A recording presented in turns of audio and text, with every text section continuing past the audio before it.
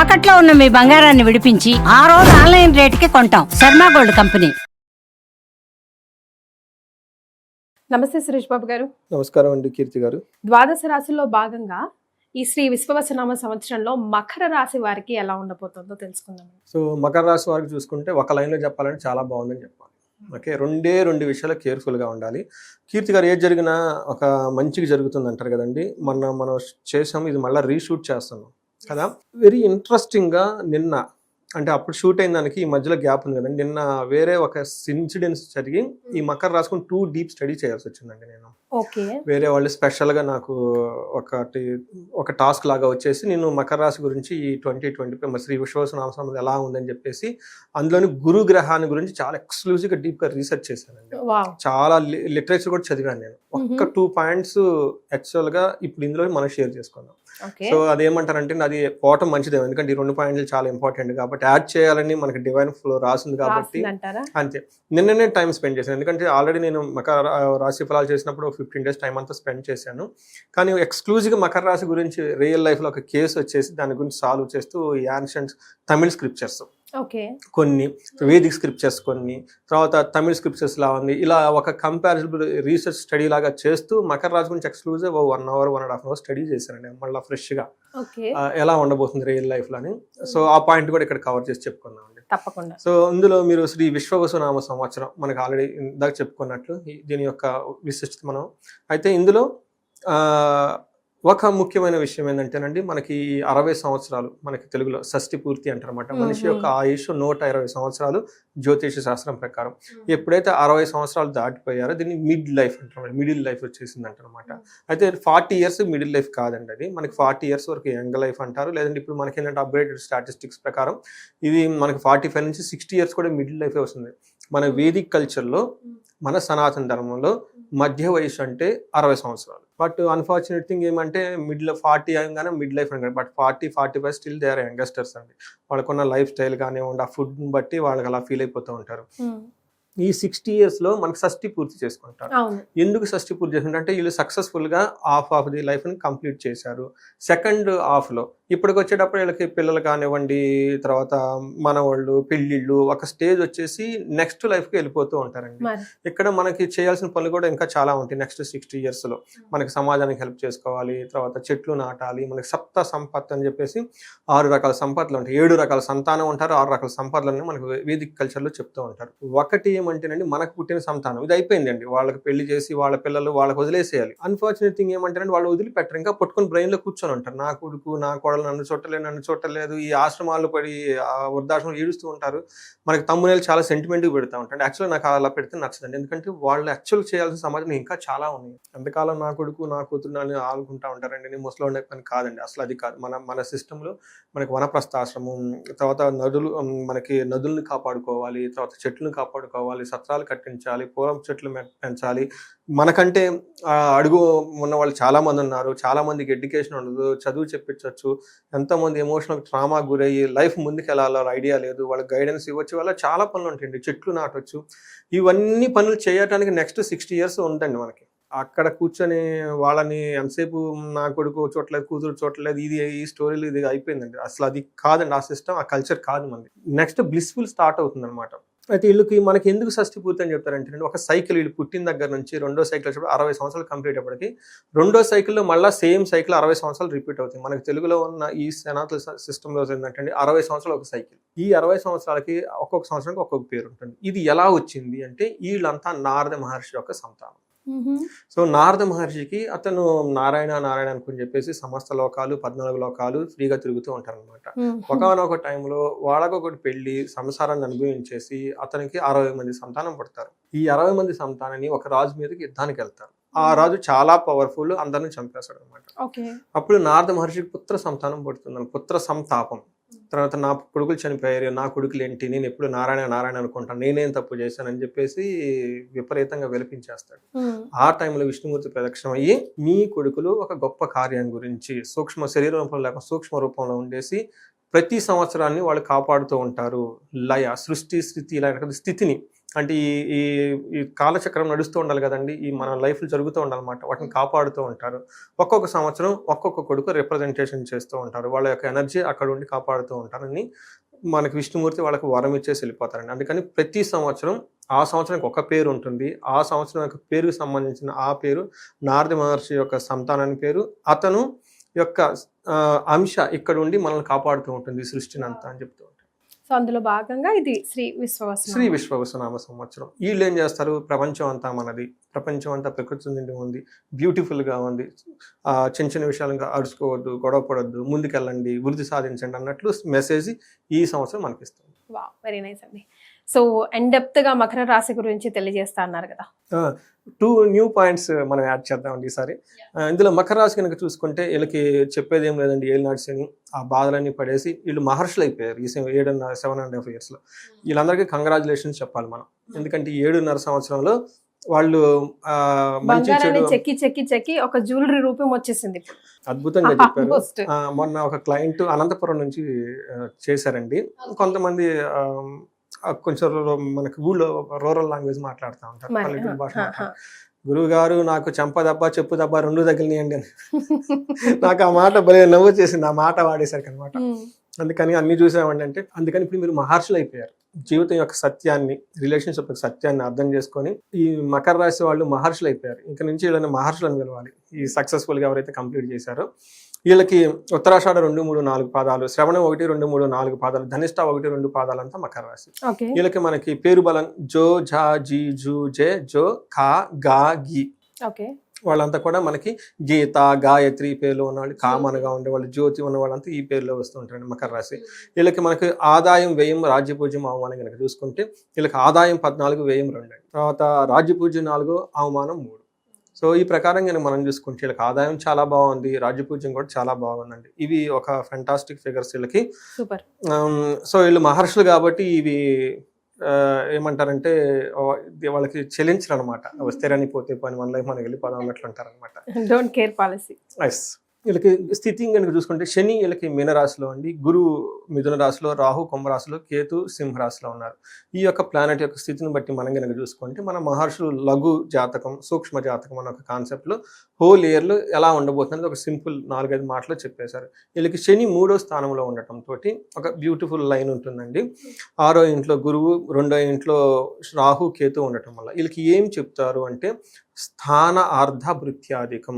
ఈ ఒక్క లైన్ అర్థం చేసుకుంటే అంత అర్థం. స్థానం అంటే ఇంతకుముందు వాళ్ళు కోల్పోయిన ఏదైనా కనుక ప్లేసు, పొజిషను, తర్వాత సమాజంలో గౌరవం, మర్యాదలు, వీళ్ళు మొదట్లో బాగా భయపడిపోయి ఉంటారు, నన్ను అందరూ అవమానించేశారు, నా పొరుగు పోయింది, అవన్నీ మళ్ళీ తిరిగి వచ్చేస్తాయి. సో మహర్షులు కాబట్టి వీళ్ళకి అవన్నీ డోంట్ కేర్, వెళ్ళిపోతూ ఉంటారు అనమాట. స్థానం, అర్థం అంటే మనీ, ధనం ఇంతకుముందు ఇప్పుడు దాకా కోల్పోయి ఉంటే ఆ ధనం మళ్ళీ తిరిగి ఇచ్చేస్తాడు శని. భృత్యం అంటే స్టేటస్, ఎంప్లాయ్మెంట్, ఏదైనా కనుక జాబ్ కానీ కోల్పోయి ఉంటే మళ్ళీ జాబ్ వచ్చే అవకాశం ఎక్కువగా ఉంటుంది. అంటే వాళ్ళకి సమాజంలో ఒక స్టేటస్, ఒక పొజిషన్, ఎంప్లాయ్మెంట్. భృత్యాధికం అంటే సర్వెంట్స్, వీళ్ళకి బాగా సపోర్టింగ్ చేసే వాళ్ళ సిస్టమ్, స్టాఫ్ ఎవరైనా ఉంటే కానీ ఇప్పటిదాకా వచ్చేసి వాళ్ళకి మళ్ళీ సపోర్ట్ చేసే అవకాశం. శని ఈ 2.5 సంవత్సరాలకి చాలా యోగ్యతను ఇస్తున్నాడు, ఒక బెస్ట్ టైం అన్నమాట. ఇది మనం చెప్పేది కాదండి, ఓడలో కూడా చాలా మంది కామన్గా అనుకుంటూ ఉంటారు, ఈ సరిగ్గా పని చేయబోతుంటే వీళ్ళు నెత్తి మీద శని ఉంది, వదిలేసేయండి అంటారు. మళ్ళీ మనం ఏదైనా బాధపడుతుంటే ఈ బాధపడకు, ఏలినాటి శని అయిపోయిన తర్వాత శని మళ్ళీ అన్ని ఇచ్చేస్తాడు. ఇది అందరికి తెలిసిందేనండి, ఇది పెద్ద వెళ్తూ మంచి చేసి వెళ్తాడు, ఇది అందరికీ అంటారు అనమాట. ఇది మనకి తెలిసిందే ఇది అనమాట. మనకి ఎవరు అడిగినా కానీ మనకి ఊళ్ళల్లో చక్కగా అరుగుల మీద కూర్చున్న వాళ్ళకి ఏలినాటి శని ఉందా, ఏం బాధపడకు, మళ్ళీ తిరిగి ఇచ్చేస్తాడు, పెద్దవాళ్ళు చక్కగా చెప్పేదేనండి ఇది కూడా. తర్వాత 6వ ఇంట్లో, తర్వాత 2వ ఇంట్లో రాహు, 8వ ఇంట్లో కేతు ఉండండి. రాహు కేతుల గురించి చాలా మిక్స్డ్గా ఉన్నాయండి. కొంతమంది కొన్ని గ్రంథాల్లో చాలా విపరీతంగా ధనం వస్తుందని, కొంతమందికి ధనానికి బాధపడతారని చెప్పారు. బట్ ఏదున్నా కానీ వీళ్ళకి రాహు కేతువులు వచ్చేటప్పటికి నా అనాలిసిస్ ప్రకారం న్యూట్రల్, తటస్థంగా ఉంటారు. మనీ విషయంలో మాత్రం కొంచెం కేర్ఫుల్గా ఉండాలి. అయితే ఇక్కడ నేను రీసెర్చ్ చేసింది ఏంటంటే గురు 6వ స్థానంలో ఉన్నారండి, వీళ్ళకి శత్రు బాధ ఎక్కువ ఉంటుంది అని మనకి క్లాసికల్ టెక్స్ట్లో చెప్పున్నారు అనమాట. సో ఇది ఓవరాల్గా చూసుకుంటే ధన ప్రవాహం కానివ్వండి, శత్రు బాధలు పెరిగే అవకాశం ఎక్కువగా ఉంటుంది. ధనం విషయంలో చాలా క్లారిటీగా ఉండి 1-2 సార్లు ఆలోచించుకొని ధనం విషయంలో ఖర్చు పెట్టుకోవాలి. మనం డీటెయిల్స్ కనుక చూస్తే శని యాక్చువల్గా 3వ ఇంట్లో మారటం వల్ల ఏం జరుగుతుంది అంటే వీళ్ళకి 5th హౌస్ని 12th హౌస్లో కూడా చూస్తూ ఉండటం వల్ల వీళ్ళు పిల్లల విషయంలో వాళ్ళ చదువు విషయంలో స్లోగా ఉంటారు. ఓకే. సో ఇంపార్టెంట్ తీసుకోవాలి. ఖర్చు విపరీతంగా పెట్టేస్తారు, ఓవర్ ఎక్స్పెండిచర్. ఇది వీళ్ళకి చాలా చాలా డ్రాబ్యాక్ అండి. ఎందుకంటే ఈ మకర రాశి వాళ్ళు ధనానికి చాలా కష్టపడుతున్నారు ఇప్పటిదాకా. ఇంకా ఇప్పుడే వాళ్ళకి ఒక పొజిషన్లోకి వస్తూ ఉన్నారన్నమాట. ఈ టైంలో ఓవర్గా ఏమంటారు అంబిషన్, ఓవర్గా don't take it granted, excite అయిపోయి ఖర్చులు పెట్టేయద్దు. ఖర్చుల విషయంలో చాలా చాలా కేర్ఫుల్గా ఉండాలి. అయితే శని 3వ ఇంట్లో ఉండటం వల్ల ఏం జరుగుతుందంటే స్త్రీ భోగం చ మనస్సౌఖ్యం బుద్ధి యత్నాది సిద్ధి కృత్ స్వస్థాన ప్రాప్తి ఆరోగ్యం రవి పుత్రే తృతీయగే అని మనకు సంస్కృతంలో చెప్తారు. అంటే వీళ్ళకి స్త్రీ భోగం అంటే లేడీస్ అయితే జెంట్స్ అయితే లేడీస్ వల్ల ఏమవుతుందంటే ఇప్పటిదాకా భార్యాభర్తల మధ్య ఏదైనా డిస్టర్బెన్స్ ఉన్నా, లేదంటే బాస్ కొంతమంది colleagues, male colleagues female colleagues ఉన్నా, లేదంటే మనకి పక్కన ఇళ్లలో డిస్టర్బెన్స్ క్రియేట్ చేస్తూ ఉంటారు అనమాట ఎవరో ఒకళ్ళు. ఏదో ఒకటి అనమాట, వాళ్ళ మధ్య మిస్అండర్స్టాండింగ్స్ ఏమైనా ఉంటే కనుక ఉంటే ఆ మిస్అండర్స్టాండింగ్స్ అన్ని పోయేసి వాళ్ళతో కలిసి చక్కగా ఎంజాయ్ చేస్తూ పనులు చేసుకుంటారండి. ఓకే. తర్వాత మనస్సౌఖ్యం, మనసు అంతా చాలా సౌఖ్యంగా ఉంటుంది. ఇప్పటిదాకా వీళ్ళకి ఏలినాడ్సిన ప్రభావంతో చికాగ్గా, కన్ఫ్యూషన్గా, స్ట్రాటజీ లేకుండా కలిసి మైండ్ చాలా హ్యాపీగా ఉంటుంది. తర్వాత బుద్ధి యత్నాది సిద్ధీకృతి ఇస్ వెరీ వెరీ ఇంపార్టెంట్ అండి మకర రాశి వాళ్ళకి కనుక చూసుకుంటే. పర్టికులర్గా వీళ్ళకి సెకండ్ స్టేజ్లో ఉన్నప్పుడు ఏమవుతుందంటే అండి మతి భ్రంశం అంటారు. ఏలినాడ్స్ ఉన్న టైంలో ఏ పని చేసినా కానీ వాళ్ళకి క్లారిటీ ఉండదు, ఐడియా ఉండదు, భయపడుతూ ఉన్న మైండ్ ఇప్పుడు ఏమవుతుందంటే బుద్ధి యత్నాసిద్ధిగా మైండ్ చాలా క్లారిటీగా ఉంటుంది వీళ్ళకి, చాలా చాలా క్లారిటీగా ఉంటుంది. డెసిషన్ చాలా యాక్యురేట్గా తీసుకుంటారు, ఎగ్జిక్యూషన్ పర్ఫెక్ట్గా ఉంటుంది, అనుకున్న పని వస్తుంది. అంటే ఈ పని చెయ్యాలి అని అనుకుంటే ఇలాంటి ప్లానింగ్ ఉండాలి, ఇలా ఎగ్జిక్యూషన్ ఉండాలి, ఇలా రిజల్ట్ ఉంటుంది, మొత్తం అలైన్మెంట్ అవుతుందండి. మనకి ప్లానింగ్ ప్రాక్టీస్ రిజల్ట్ అంటారు కదండి, మన కార్పొరేట్లో చదువుకుంటూ ఉంటాం అనమాట. మీటింగ్స్లో చెప్తూ ఉంటారు ఇది ప్లానింగ్, ఇది ఎగ్జిక్యూషన్, ఇలా రిజల్ట్ కావాలని. ఈ టైంలో 3 అలైన్మెంట్ అయిపోతుంది. ఏదైతే ప్లాన్ చేస్తారో దాన్ని కరెక్ట్గా ఎగ్జిక్యూట్ చేసి కరెక్ట్గా రిజల్ట్ చూపించేస్తారు. సూపర్. తర్వాత స్వస్థాన ప్రాప్తి, అప్పటిదాకా వాళ్ళు ఏదైనా కోల్పోయి ఉంటే అవన్నీ మళ్ళీ తిరిగి వచ్చేస్తే ఆరోగ్యం బాగుంటుంది. సో ఇది మనకి శని వచ్చేటప్పటికి ఇచ్చే ఓవరాల్ స్టేటస్. అయితే గురువు ఏం చేస్తున్నాడంటే 2nd హౌస్ 10th హౌస్లో చూడటం వల్ల ధనం ప్రవాహం చాలా బాగుంటుంది. గురువు వల్ల ధనానికైతే ఎక్కడా లోపం ఉండదు. 2 ప్లానెట్స్ కూడా ధనం విషయంలో చాలా చాలా సపోర్ట్ ఇస్తున్నాయండి. ఇది గురువు కానివ్వండి, తర్వాత వీళ్ళు కానీ. తర్వాత 10th హౌస్లో ఉండటం వల్ల వాళ్ళకు ఉన్న పొజిషన్లో కొంచెం స్ట్రెస్ ఫీల్ అయ్యే అవకాశం చాలా చాలా ఎక్కువగా ఉంటుంది. నెక్స్ట్ వీళ్ళకి 6th హౌస్లో గురువు ఉండటం వల్ల ఏం జరుగుతుంది అనేది అంటే ధారాపుత్ర విరోధచ్చ స్వదనే కలహస్తదా అని చెప్పంటే భార్యతోటి పుత్రులతోటి కొంచెం గొడవపడే అవకాశం ఎక్కువగా ఉంటుంది. చోర అగ్ని నృప భీతిచ్చ, నేను రీసెర్చ్ చేసింది ఈ ఒక్క పాయింట్, చోర అగ్ని నృప భీతిచ్చ. సో ఈ ఒక్క పాయింట్ని పట్టుకొని మళ్ళీ నేను క్లాసికల్ టెక్స్ట్ అని నేను 1-2 సార్లు రివ్యూ చేసుకొని ఇంగ్లీష్ బుక్స్, తెలుగు బుక్స్, తమిళ్లో ఇవన్నీ బుక్స్ అన్ని చూసుకొని ఈ శ్లోకం గురించి బాగా రీసెర్చ్ చేయాలి. వేరే వాళ్ళని స్పెసిఫిక్గా అడిగారు, ఏంటండి మాకు పెద్ద పెద్ద ప్రాజెక్ట్స్ ఉన్నాయండి డౌన్ టు లైన్, మీరు గురువు గురించి చెప్పారు కదా ఒకసారి రివ్యూ చేస్తారంటే నేను మళ్ళీ వాళ్ళ గురించి మళ్ళీ 1-2 సార్లు రివ్యూ చేశాను అనమాట, హోల్ లిటరేచర్ అంతా. అంటే మనకి టెక్స్ట్లో కొన్ని సపోర్ట్గా ఉంటాయి, కొన్ని అగెనెస్ట్గా ఉంటాయి, అది కామన్, అది సహజం మనకి. ఇది మనకి జూపిటర్ ఉండడం వల్ల చోర అగ్ని రూపబీచ అంటే అగ్ని ప్రమాదాలు జరిగే అవకాశం ఎక్కువగా ఉంటుంది. ధనం కూలిపోయి అంటే ధనం వీళ్ళు దాచుకోవాలి, అంటే థెఫ్టింగ్ జరిగే అవకాశం ఎక్కువగా ఉంటుంది. ఓకే, అంటే ఏ రకంగా అగ్ని ప్రమాదాలు జరిగి ఆస్తులు నష్టమయ్యే అవకాశం ఎక్కువగా ఉంటుంది. రెండోది థెఫ్టింగ్, వీళ్ళు దాచుకున్న బంగారం కానివ్వండి, డబ్బులు కానీ జరిగి థెఫ్టింగ్, పిక్ పాకెటింగ్ లాగా హెవీగా పోయే అవకాశం ఎక్కువగా ఉంటుంది. అంతేకాకుండా ఇన్కమ్ ట్యాక్స్ లాంటి రైడ్లు జరిగే అవకాశం ఎక్కువగా ఉంటుంది. సో ఇవి 3ని మళ్ళీ నేను ఒకసారి క్లాసికల్ టెక్స్ట్ రివ్యూ చేసి, ఇది మకర రాశి వాళ్ళకి చాలా కాషన్గా ఉండాలి. ఓకే, మీకు అన్ని విధాల డోర్లు ఓపెన్ అయిపోయిన అదృష్ట దేవతకి, అటు ధనం ప్రవాహం కానివ్వండి, అందరూ వచ్చి సపోర్ట్ చేస్తూ ఉంటారు. ఈ టైంలో మిమ్మల్ని చీట్ చేసి ధనం కోల్పోయే అవకాశం ఎక్కువగా ఉంటుంది, థెఫ్టింగ్ జరిగే అవకాశం ఎక్కువగా ఉంటుంది. ఈ 2 విషయాల్లో చాలా చాలా జాగ్రత్తగా పెట్టుకోవాలి. ఇంకొక విషయం ఈ శ్లోకంలో లేదు, బట్ అది నేను వేరే టెక్స్ట్ బుక్స్ చూస్తున్నప్పుడు అందులో ఏమని చెప్పారంటే మకర రాశి వాళ్ళకి either జెంట్స్ ఆర్ లేడీస్, ఒక విడో, ఓకే, ఈ may be gent are lady తో వీళ్ళతో చాలా సన్నిహితంగా ఉండి వీళ్ళని చీట్ చేసే అవకాశం ఎక్కువగా ఉంటుంది. చాలా చాలా కేర్ఫుల్గా ఉండండి. సో అబ్బాయి అయినా అమ్మాయి అయినా ఆల్రెడీ హస్బెండ్ కోల్పోయిన వాళ్ళు, వైఫ్ కోల్పోయిన వాళ్ళు మళ్ళీ రీకనెక్ట్ అవ్వడానికి ట్రై చేసి మనం మోసపోసి వాళ్ళు రాకపోతే ఏమవుతుందంటే వాళ్ళు ఆల్రెడీ దే ఆర్ సఫర్డ్ కదండి. ఆ ఎమోషనల్ గార్బేజ్ వీళ్ళ మీద వేసి కంటామినేట్ స్పాయిల్ చేసే అవకాశం. ఓకే. ఇది నేను ఒక తమిళ్ స్క్రిప్చర్స్ లో చదివానండి. దీని గురించి చాలా రాశారు వాళ్ళు.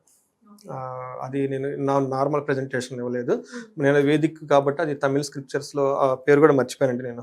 అది ఎవరు ఆథర్ రీసెర్చ్ చేశాను అనమాట. ఈ 2 పాయింట్స్ నేను వాళ్ళకి చెప్పాను అనమాట. చెప్తే వాళ్ళు ఆల్మోస్ట్ సెన్సేర్, అవునండి మీరు చెప్పేది విజువలైజ్ చేసుకుంటే we're edge of that. Okay. చాలా డిస్కషన్ జరిగిందండి. ఈ పాయింట్ మేబీ మనం అందులో లాస్ట్ షూట్ చేసిన మిస్ అయింది కాబట్టి ఇందులో ఇప్పుడు యాడ్ చేసామండి. ఇది చాలా ఇంపార్టెంట్. సో ఇప్పుడు శని గురించి సన్ గురించి మాట్లాడుకున్నాం. రాహుకేతుల పరిస్థితి.